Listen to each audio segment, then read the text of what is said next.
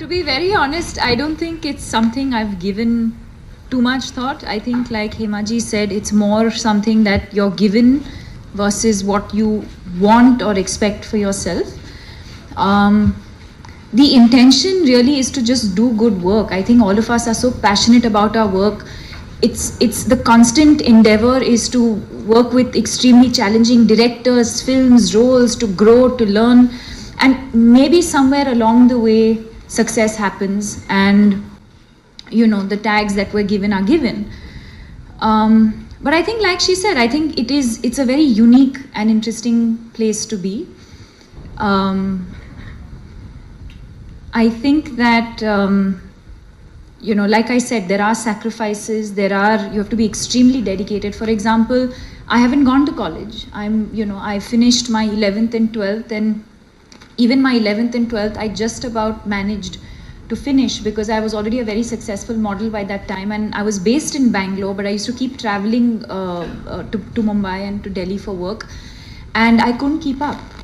And and then I finished my 12th, and then I tried to do 1 year of my degree through college. I couldn't do that. I then tried to do distance education. I couldn't complete that as well, so I'm just a 12th pass.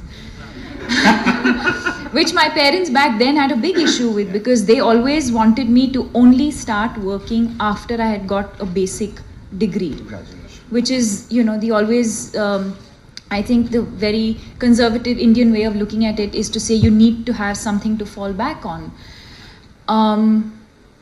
But I think that somewhere along the way, I think they realized how passionate I was about what I wanted to do.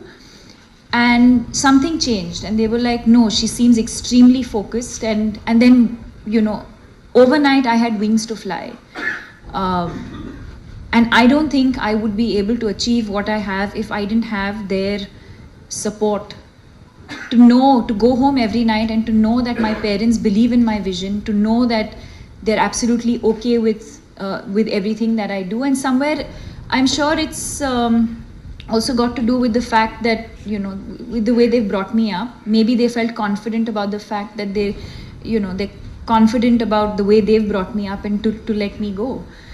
And while some relationships have become stronger over a period of time, I do see a lot of my friends who've also distanced themselves. Some of my school friends, we became much closer than before, because we all make the effort to sort of stay in touch and stay connected.